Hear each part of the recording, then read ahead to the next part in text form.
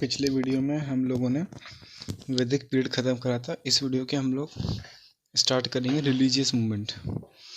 पिछले वीडियो में हम लोगों ने पढ़ा था कि जैसे जो वैदिक पीरियड था वो 1500 BC से लेके 600 BC तक चला था और दो पार्ट में डिवाइडेड था, ऋग्वैदिक पीरियड और पोस्ट वैदिक पीरियड। तो बस हम लोगों ने जब वैदिक पीरियड ख़त्म कर लिया तो अपने लोग पोस्ट वैदिक पीरियड भी ख़त्म हो गया था। अब उसके बाद हमारा हिस्टोरिक पीरियड स्टार्ट हो जाता है 600 BC के बाद से। ठीक है, तो 600 BC में अब अपने लोग पढ़ते हैं इसके आगे का। इसके अंदर रिलीजियस मूवमेंट हुआ था 600 BC का रिलीजियस मूवमेंट। 600 ईसा पूर्व का धार्मिक आंदोलन। इसके अंदर बौद्ध धर्म यानी बुद्धिज्म की जो बुद्धिज्म धर्म की स्थापना हुई थी। बुद्धिज्म धर्म की स्थापना गौतम बुद्ध जी ने की थी। गौतम बुद्ध जी को लाइट ऑफ एशिया भी कहा जाता है। एशिया की ज्योतिपुंज कहा जाता है। एशिया का ज्योतिपुंज गौतम बुद्ध जी को कहा जाता है। और इन्हें शाक्य मुनि भी कहा जाता है। शाक्य मुनि क्यों कहा जाता है? क्योंकि इनके पिताजी जो थे शुद्धोधन, वो शाक्य कुल से बिलोंग करते थे, इसलिए इन्हें शाक्य मुनि भी कहा जाता है।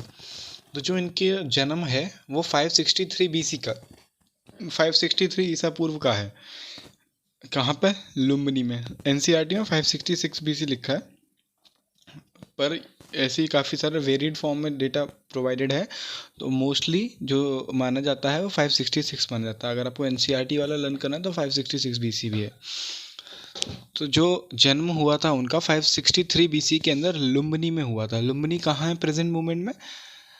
ये है कपिलवास्तु के अंदर, जो नेपाल में है। नेपाल में इस वक्त प्रेजेंट है। तो बुद्ध जी का जो जन्म था वो लुम्बिनी में हुआ था, नेपाल के अंदर। इनका चाइल्डहुड नेम, इनका जो बचपन का नाम था वो सिद्धार्थ नाम था। इनके पिताजी का नाम शुद्धोधन था। शुद्धोधन वो शाक्य कुल से बिलोंग करते थे। और जो गौतम बुद्ध की माताजी थी उनका नाम था महामाया। महामाया उनका नाम था और वो कैलिच वंश से बिलोंग करती थी। पर इनके जन्म के 7 दिन बाद ही, गौतम बुद्ध जी के जन्म के 7 दिन बाद ही उनकी माता जी का देहांत हो गया था, जिनका नाम था महामाया। तो उनकी जो मौसी थी, गौतम बुद्ध जी की जो मौसी थी, उन्होंने उनका पालन पोषण किया था। तो उनका नाम था प्रजापति गौतमी। और यही सबसे प्रथम महिला शिष्य बनी थी गौतम बुद्ध जी की आगे चल के। तो अब जो कहानी कुछ इस प्रकार है कि जब वो 16 वर्ष के हुए थे तो उनकी शादी हो गई थी। उनकी पत्नी का नाम था यशोधरा। यशोधरा उनकी पत्नी का नाम था और उनसे उनका एक पुत्र हुआ जिसका नाम राहुल था। अब क्या हुआ, अब मैं आपको कहानी बताता हूँ कि कैसे गौतम बुद्ध जी को सिद्धार्थ से लेके गौतम बुद्ध की एक नाम प्रोवाइड करा गया था लोगों द्वारा। तो क्या हुआ कि जैसे पहले ये बात तो पहले से ही एस्ट्रोलॉजिस्ट ने, कोई एक बड़े बाबा टाइप थे और कोई एक संत थे पहले। तो शुद्धोधन जो उनके पिताजी थे, बुद्ध जी के जो पिताजी थे शुद्धोधन, उन्हें किसी संत ने पहले ही बता दिया था या तो आपका पुत्र एक काफ़ी बड़ा राजा बनेगा वरना फिर ये एक संत बनेगा। तो शुद्धोधन जी हर वक्त यही ट्राई करते थे कि मेरा पुत्र को कभी दुख ना हो और कभी दुख वगैरह की देखने को ना मिले, ताकि वो कभी संन्यास वगैरह से दूर रहे और वो राजा का एक जीवन ही व्यतीत करे। वो चाहते थे वो खुश रहे हमेशा, इसलिए उन्होंने पूरी कोशिश करी कि वो कभी संन्यास ले ना पाए। तो अब बताते हैं क्या हुआ कि जैसे, तो इसलिए उन्हें वो हम महल से बाहर नहीं निकलने देते थे। जितनी भी खुशियाँ, जितना भी जो चीज़ था उन्हें उनके पास ही प्रोवाइड कराई जाती थी, उन्हें उनके महल में। तो ऐसे उन्हें प्रोवाइड कराई जाती थी ताकि उन्हें कभी भी कोई दिक्कत ना हो, कभी दुख ना हो, कभी वो बाहर की दुनिया से परिचित ना हो।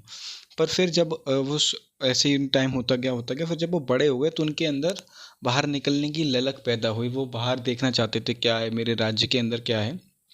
तो जब वो बाहर निकले तो उन्होंने 4 घटनाएं देखी। उन्होंने उनके 4 केसेस देखे।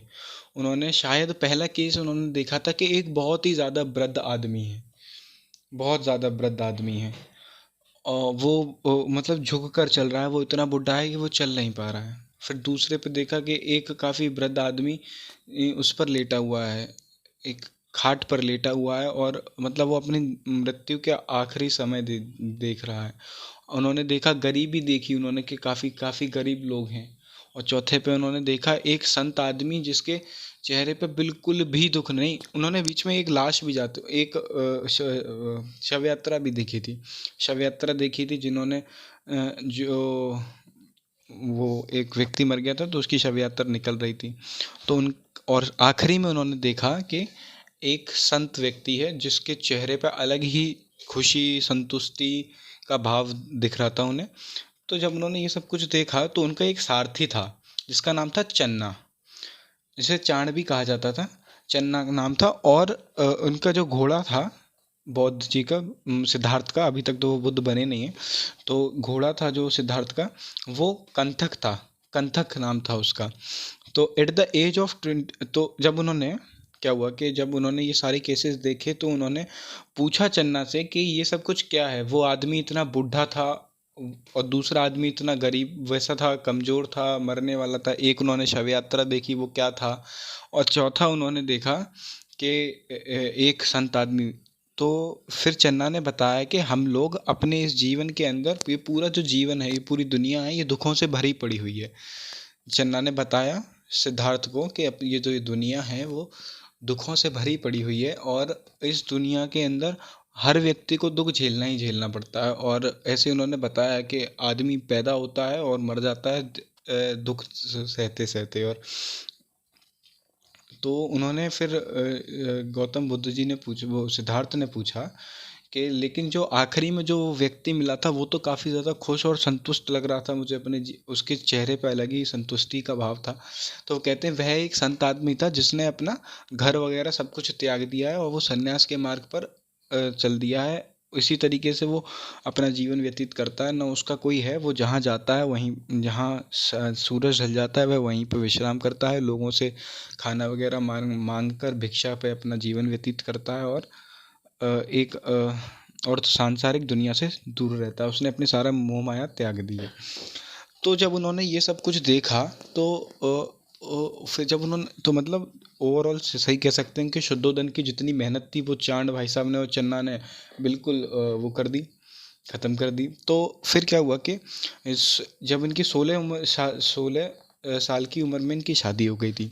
फिर 29 साल की उम्र में सिद्धार्थ ने अपना घर त्याग दिया।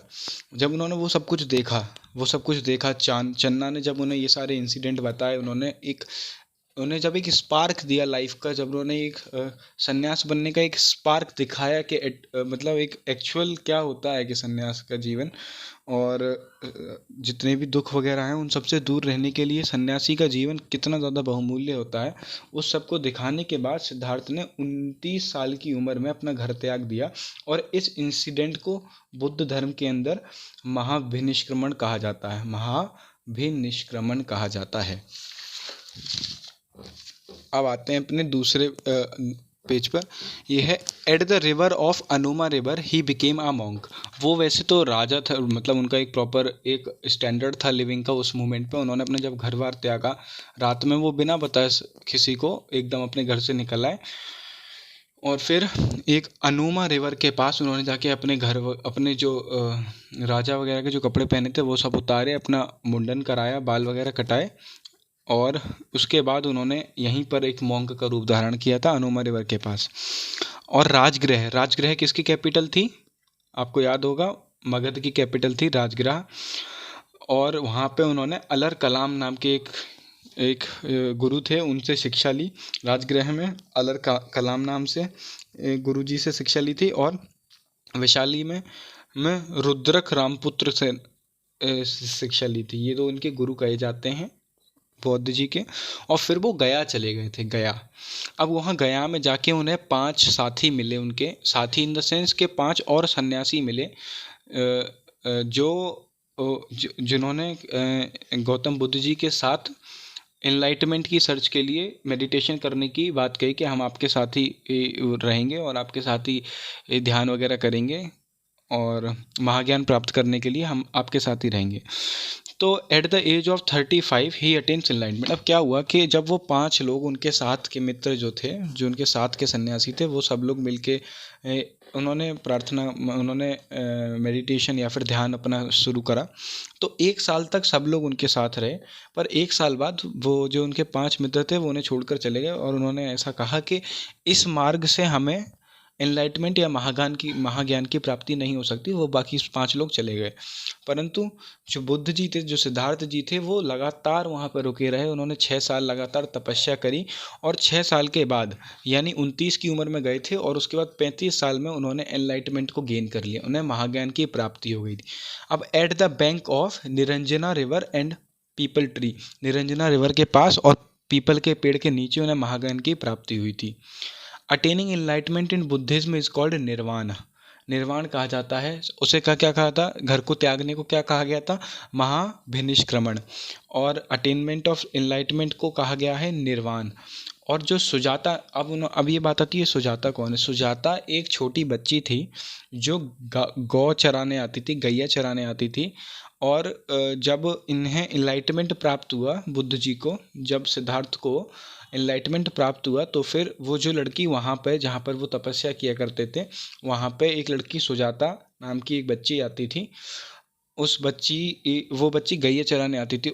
वो उस बच्ची ने खीर लेकर आई थी उनके लिए, जिस दिन उन्होंने इस खीर को खाकर ही अपना अनशन तोड़ा था। जिस दिन उन्हें महाज्ञान की प्राप्ति हो गई थी, उसके बाद उन्होंने खीर खाकर ही अपना अनशन तोड़ा था। अब आता है प्रथम उपदेश। उन लोगों जब उन्हें ज्ञान की प्राप्ति हो गई, महाज्ञान की प्राप्ति होने के बाद उन्होंने अपना प्रथम उपदेश जो दिया था वो सारनाथ में दिया था। सारनाथ के मृगदान वन के अंदर दिया था। तो जो उन्होंने ये प्रथम उपदेश दिया था, ये उन्हीं 5 सन्यासियों को दिया था जो इनके साथ स्टार्टिंग से प्रार्थना करते आ रहे थे और बीच में चले गए थे ध्यान करते। तो जो ये इन्होंने उपदेश जो देना कहा गया है, उसे बुद्धिज्म में धर्म चक्र प्रवर्तन कहा गया है। धर्म चक्र प्रवर्तन कहा गया है किसे? जो ये इन्हें उपदेश देने को कहा गया है, धर्म चक्र प्रवर्तन। अब इनके साथ ही बुद्ध जी ने 4 आर्य सत्य बताए थे। वो थे दुख समुदाय, दुख निरोध और दुख निरोधागामिनी प्रतिपदा। ओवरऑल उन्होंने ये कहा था कि हमारे दुखों का जो कारण है, हमारे दुख का कारण हमारी अपनी डिज़ायर्स हैं। हम लोग एक दूसरी चीज़ों के पीछे भागते रहते हैं जो कभी ख़त्म नहीं होती। हमारी एक इच्छा जब पूरी हो जाती है तो हमारी दूसरी इच्छा अपने आप जन्म ले लेती है। उस हिसाब से उन्होंने इस दुख के ये 4 कारण बताए थे। ये दुख का मेन कारण उन्होंने बताया था कि हमें हमारी डिज़ायर्स जो हैं वही हमारे दुख की उम्मीद, जो हमारी डिज़ायर्स हैं, जो हमारी उम्मीद हैं समाज से कभी किसी चीज़ के लिए, यही सब कुछ हमारे लिए दुख का कारण बनती हैं। अब उन्होंने उसके बाद बताया अष्टांगिक मार्ग बताया था। अष्टांगिक मार्ग उन्होंने 8 अष्टांगिक मार्ग बताए थे। उसके अंदर सम्यक दृष्टि, सम्यक वाक्य, सम्यक संकल्प, सम्यक योग, सम्यक आजीवक और सम्यक क्रमांत, सम्यक बुद्धि और सम्यक समाधि, ये इन्होंने मार्ग बताए थे। जो ये दुख था, ये वाला दुख समुदाय, दुख निरोध, निरोधगामिनी प्रतिपदा और दुख, इन सब को ख़त्म करने के लिए ये उन्होंने 8 मार्ग बताए थे कि हम लोग अपने दुख को, अपने डिज़ायर से अपने लोग कैसे डिटैच हो सकते हैं। हम लोग एक सिंपल लाइफ कैसे रह सकते हैं एक मोह माया से दूर, कि हमारी खुद की सारी डिज़ायर्स ख़त्म हो जाए, हमें दुख वगैरह की कोई अनुभूति ना हो। तो उसके बाद उन्होंने त्रिरत्न दिए। त्रिरत्न मतलब बुद्ध, धम्म और संघ, ये बुद्धिज्म के 3 रत्न कहे जाते हैं, त्रिरत्न। जिसे बुद्ध, धम्म और संघ कहा जाता है। जो सर्वाधिक उपदेश जो दिए थे बुद्ध जी ने, उन्होंने वो श्रावस्ती में दिए थे। और जो उनकी भाषा थी वो पाली लैंग्वेज में दिए थे। सबसे अधिक उपदेश कहाँ दिए थे? श्रावस्ती में दिए थे। और जो भाषा थी वो पाली लैंग्वेज थी।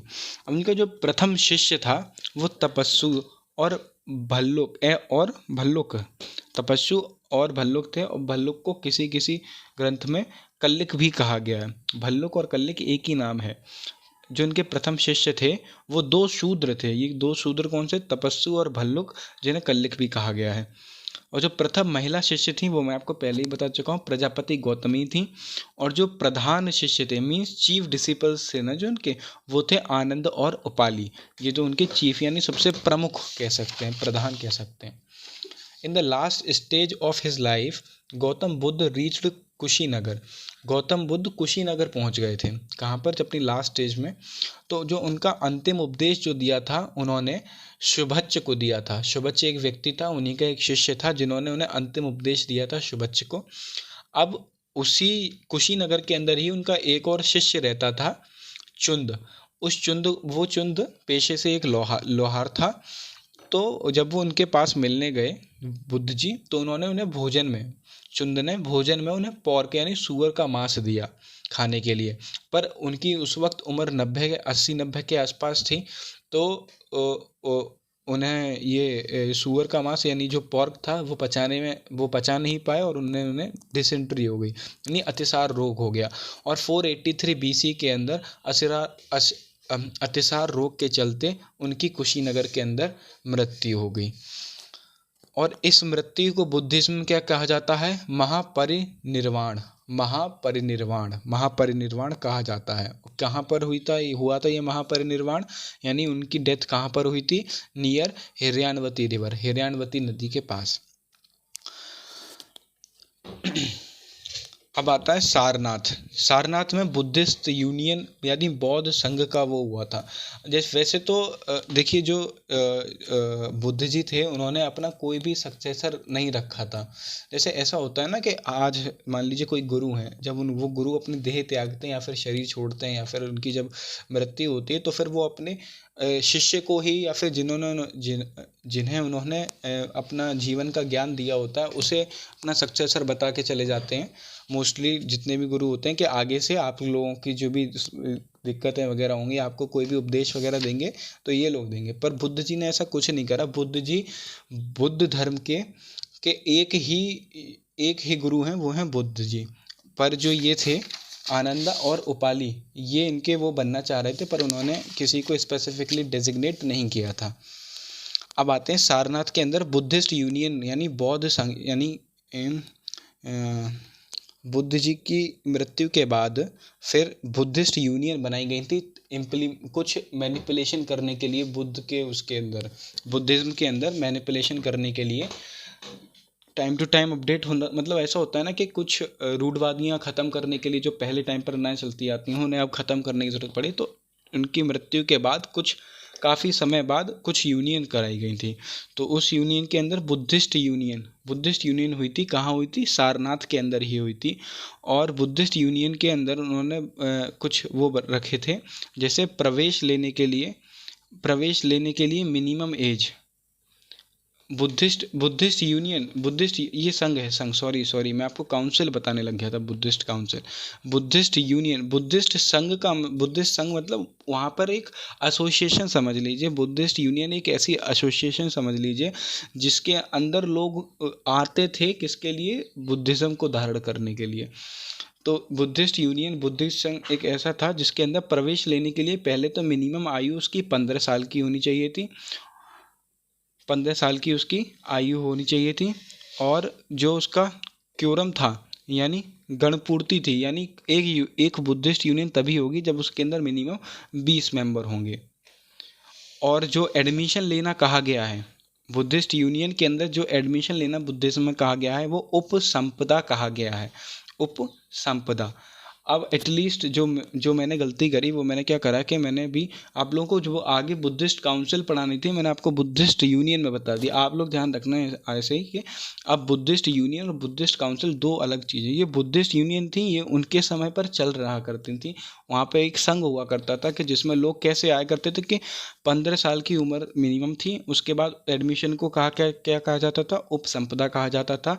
और एक यूनियन संघ बनाने के लिए मान लीजिए जैसे उन्होंने वो करी थी, बुद्ध जी ने अपने 5 लोगों के साथ वो तब महाज्ञान की प्राप्ति कर रहे थे। तो वैसे ही समझ लीजिए कि एक संघ बना गया था जिसमें सभी बुद्ध लोग मिलके एक साथ रहते थे। बुद्धिज्म के सभी लोग मिलके रहते थे एक साथ। तो क्योरम यानी गणपूर्ति कब होती थी? जब वो 20 मेंबर का होता था। 20 मेंबर के हो जाते तभी एक संघ बनता था।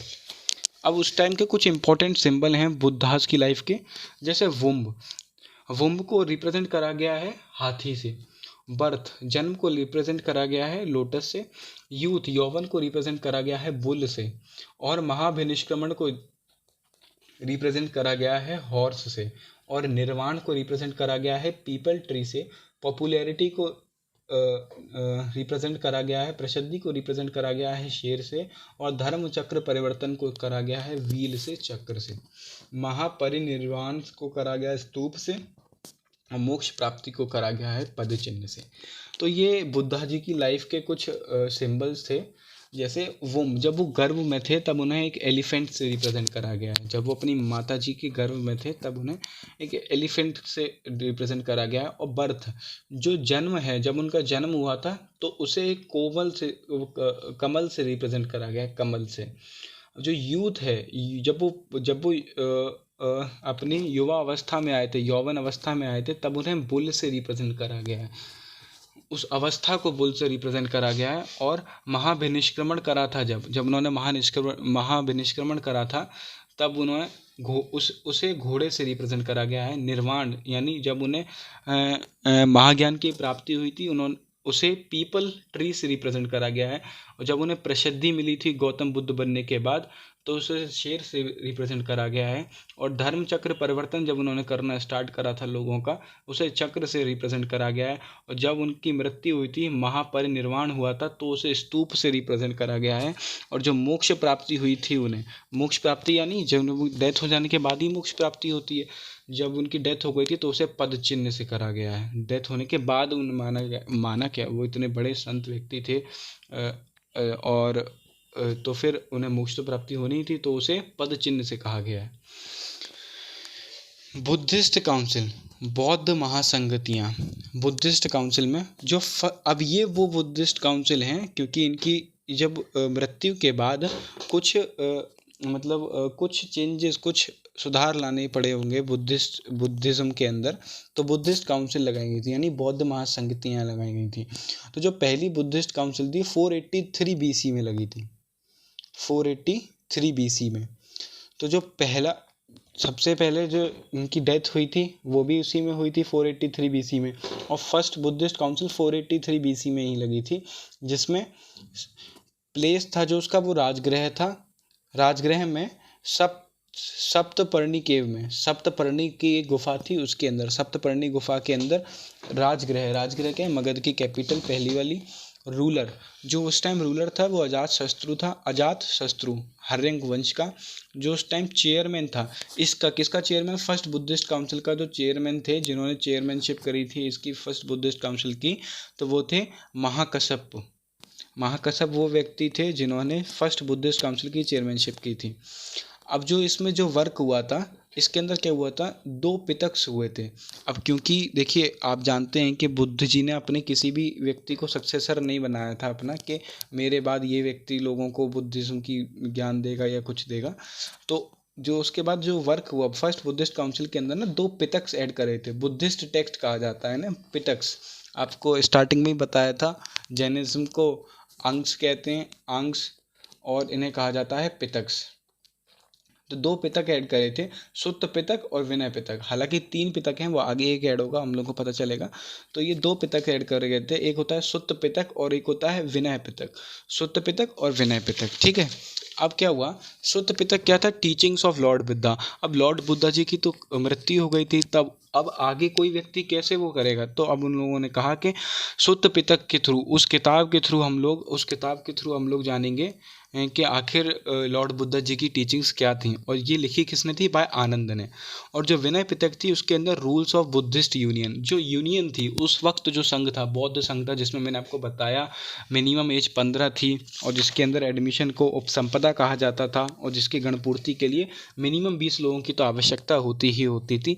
तो उसके अंदर विनय पिटक के जो रूल्स थे वो बुद्धिस्ट यूनियन के जो रूल्स थे वो विनय पिटक के अंदर लिखे गए, यानी बौद्ध संघ के जो नियम हैं वो विनय पिटक के अंदर लिखे गए। विनय पिटक किसने लिखी थी, उपाली ने लिखी थी।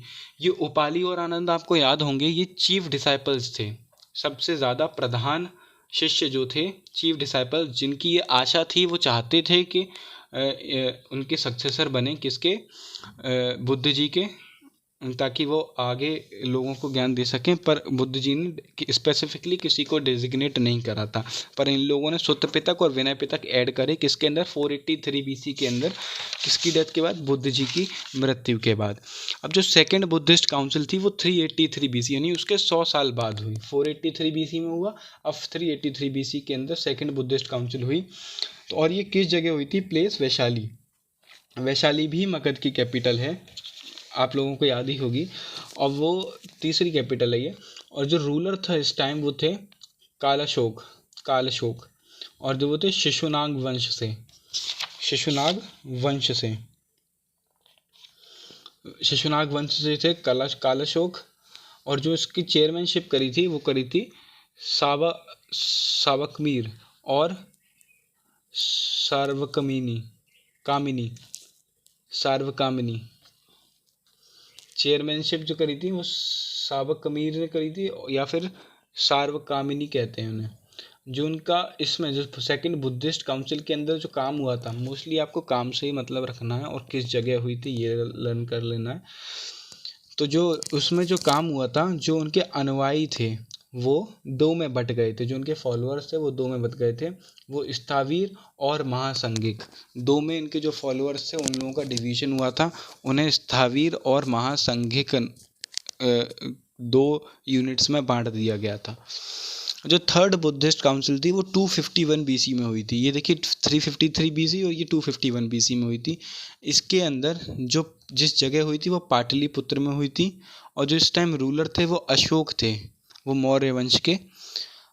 और जो चेयरमैन थे इसके वो थे मोगलीपुततिस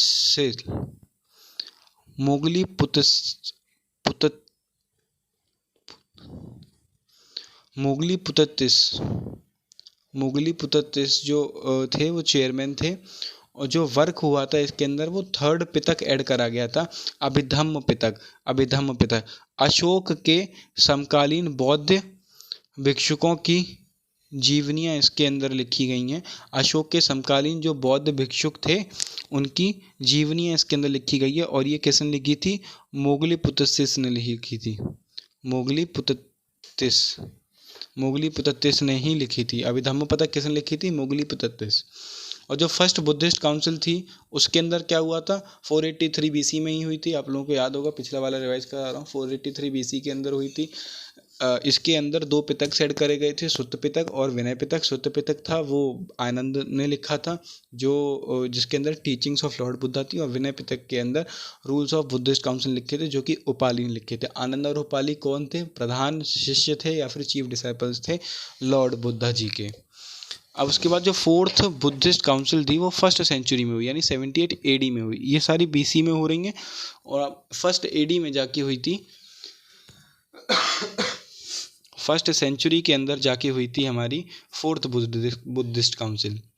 जो प्लेस था वो कश्मीर के कुंडलवन जगह पर हुआ था। फोर्थ बुद्धिस्ट काउंसिल तो कश्मीर के कुंडलवन नाम की जगह पर हुआ था।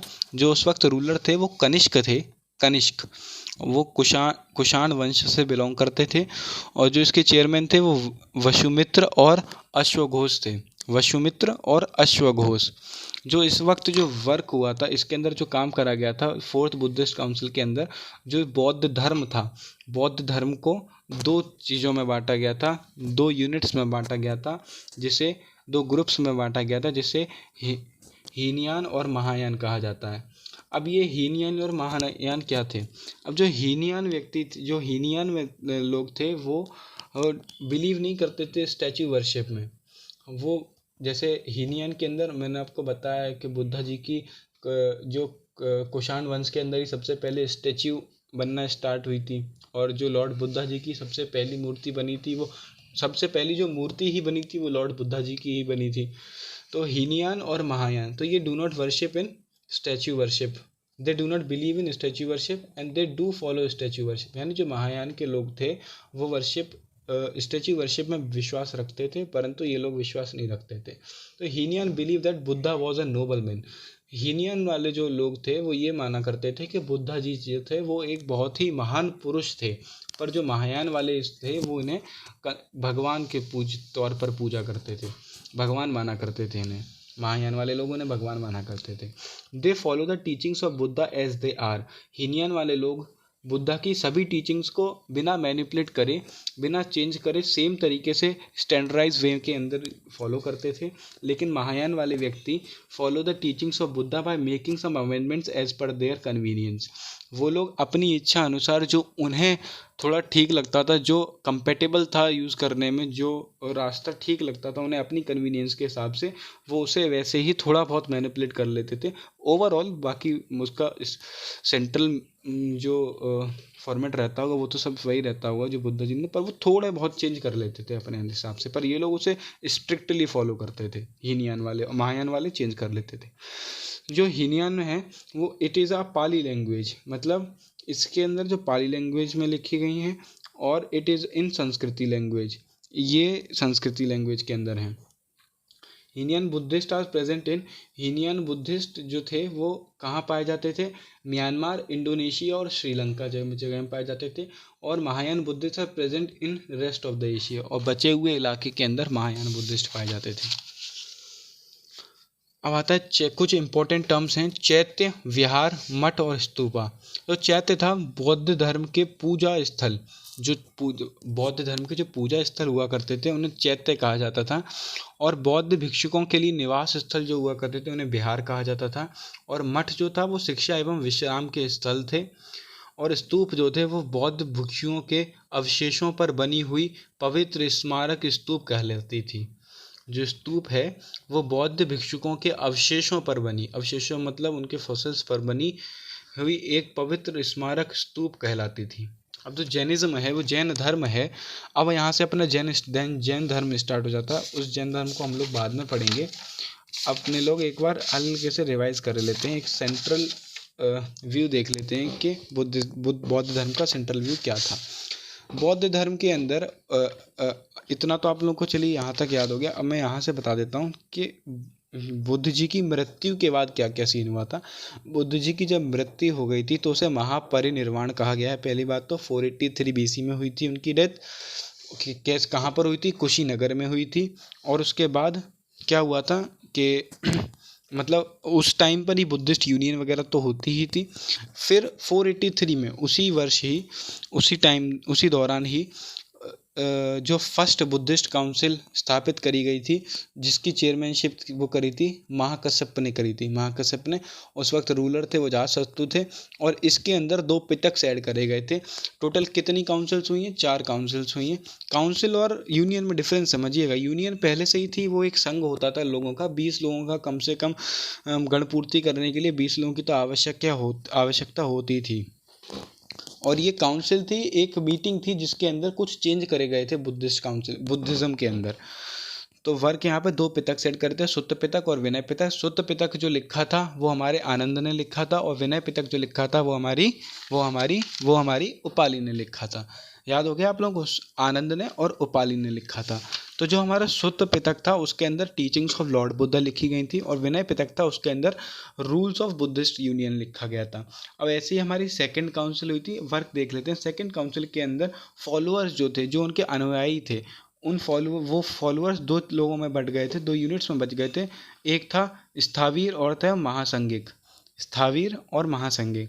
जो थर्ड बुद्धिस्ट काउंसिल है उसके अंदर अभिधम्म पिटक की स्थापना हुई थी। अभिधम्म पिटक फाउंड करा गया था, जिसके अंदर अशोक यानी जो राजा अशोक है, राजा अशोक के समकालीन बौद्ध भिक्षुकों की जीवनियाँ लिखी गई। किसने लिखी? ये मोगली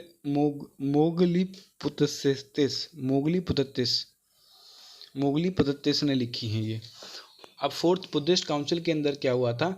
कश्मीर के अंदर हुई थी, कुंडलवन जगह पर। इसकी जो चेयरमैनशिप थी वो वसुमित्र और अश्वघोष के पास थी। और जो वर्क था इसमें बौद्ध धर्म के अंदर, इसके अंदर चौथी वाली, तीसरी वाली और पहली वाली काफ़ी ज़्यादा इंपॉर्टेंट है। बची एक, उसे क्या रखोगे? उसे भी लर्न कर लेना। तो हीनियान और महायान आप इसे लर्न कर लेते हैं। हीनियान और महायान। हीनियन वाले लोग बिलीव नहीं करते थे स्टैच्यू वर्शिप के अंदर। ये लोग बिलीव करते थे स्टैच्यू वर्शिप के अंदर। Hinayana believes that Buddha was a noble man. ये ने भगवान नहीं मानते थे। हीनियन वाले लोग जो लोग थे वो बुद्ध जी को भगवान नहीं मानते थे, लेकिन महायान वाले लोग भगवान मानते थे।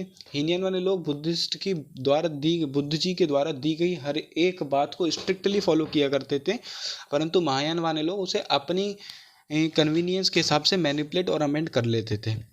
और जो हीनयान था वो पाली लैंग्वेज के अंदर था, और ये थे वो संस्कृत लैंग्वेज के अंदर थे। जो हीनयान बुद्धिस्ट जो पाए जाते थे म्यांमार, इंडोनेशिया और श्रीलंका के अंदर पाए जाते थे, और बल्कि महायान बचे हुए पूरे एशिया के अंदर पाए जाते थे। और चैत्य, विहार, मठ और स्तूपा आपको टर्म्स बताई दी हैं। चैत्य जहाँ बौद्ध धर्म के पूजा स्थल को चैत्य कहा जाता है। विहार जो कहा जाता है बौद्ध भिक्षुकों के निवास स्थल को कहा जाता है। और मठ जो कहा जाता है शिक्षा एवं विश्राम स्थल को कहा जाता है। और स्तूप जो कहा जाता है बौद्ध भिक्षुकों के अवशेषों पर बनी हुई पवित्र स्मारक स्तूप कहलाती है। वो हमारी क्या कहलाती है? स्तूप। अब आने वाली वीडियो में हम लोग जैनिज्म पढ़ेंगे, जैनिज्म, और यही हमारा रिलीजियस मूवमेंट है। रिलीजियस मूवमेंट अर्थात जहाँ से हमारे नए रिलीजन निकले थे 600 BC के अंदर, 600 ईसा पूर्व।